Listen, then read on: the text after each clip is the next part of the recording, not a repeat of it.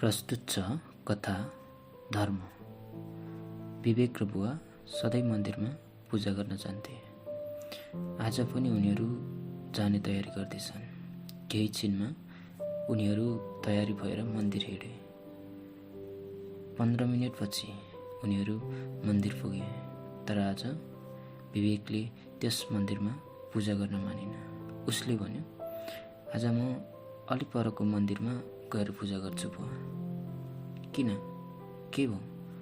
बुवाले आश्चर्यमा सोध्यो। त्यतिकै, मलाई त्यो मन्दिर घुम्नु पनि छ, त्यसैले। त्यो मन्दिर त अझै धेरै टाढा छ, नजाऊ, यही गरौँ, बुवाले भन्यो। तर विवेक मानेन। तिमीलाई कलेज जान ढिलो हुन्छ क्या? कस्तो नसुनेको, बुवाले धुप्रो फुल उसको हातमा थमाउँदै भन्यो। तर विवेक अझै पनि मानेन। अन्ततः बुवाले उसलाई जाने अनुमति दियो। छोराहरू पनि खै के गर्छन् के झन् टाढा नजा भनेको। अब हेर न, कलेज जान ढिलो भइसक्यो, अझै आएको होइन। मन्दिर जान्छु भनेर कहाँ गयो कहाँ? पल्लो घरको काकीले एउटी केटीसँग खै के कार्टुन बोकेर हिँडिरहेको देखेको थियो रे। विवेकको बुवा माइत गएकी विवेकको आमासँग फोनमा यस्तै कुरा गरिरहेको थियो। करिब 9 बजेतिर विवेक घर आइपुग्यो। घर पुग्ने बित्तिकै बुवाले भन्यो, भनेपछि अब तैँले पढाइ बिगार्ने परिस् होइन त? किन बिगार्नु? बिगार्दिन, विवेकले चम्किलो मुद्रामा भन्यो। किन नबिग्रनु?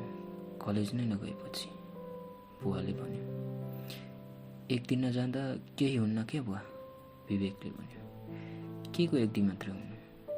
अबदेखि मन्दिर जाने बहानामा जहिले जाने होला नि डेटिङ। ल, तपाईँले कसरी थाहा पाउनुभयो? विवेक छक्क पर्यो। बाबु हुन्, कहाँ जान्छस्, के गर्छस्, सबै थाहा हुन्छ मलाई। हेर बाबु, तँलाई कति दुःख गरेर पढाइरहेको छु। केटीको चक्करमा लागेर पढाइ बिगारिस् भने तैँले मलाई बुवा नभने पनि हुन्छ। बुवाले निकै मन दुखायो। नरिसाउनु न बुवा, म केटीसँगै गएको हो, तर डेटिङ होइन, मन्दिर। केटीसँग के? तिमीहरू कसम खान गएको मन्दिर? त्यो पनि बुवालाई छोडी? हे भगवान्, कसरी सम्झाउँ तपाईँलाई? उसो भए त्यो केटीसँग त कहाँ गएको, डेटिङ नगए? भन् त लु, मन्दिर नै गएको हो। कस्तो नपत्याउनु भएको? पल्लो घरको काकीले तँलाई माथि डाँडामा देखेको थियो रे, अनि कसरी पत्याउनु?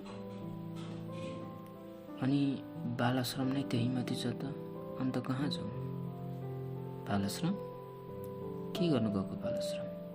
बुवा छक्क पर्यो, किनकि आजकल मेरो आत्माले भन्न थालेको छ, धर्म भनेको भगवानलाई पुज्नु होइन, दिन दुखीहरूलाई सहयोग गर्नु हो।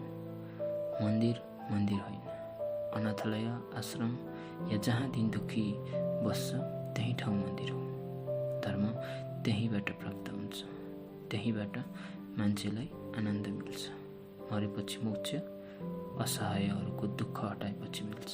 त्यसैले अबदेखि म मन्दिर होइन, सधैँ बाल आश्रममा पूजा गर्न जानेछु बुवा।